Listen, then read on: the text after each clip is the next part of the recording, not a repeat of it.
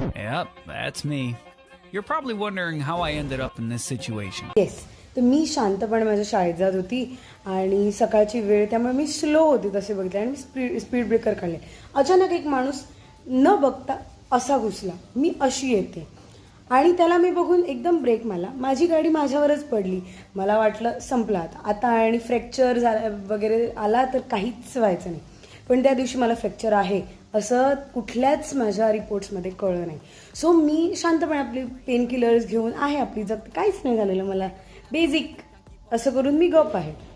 10 दिवसानंतर मला कळलं की मला आहे लिसफ्रँक फ्रॅक्चर. म्हणजे काय तर लिगामेंट इंजरी आणि फ्रॅक्चर असं दोन्ही प्रकारचं काहीतरी झालेलं मला.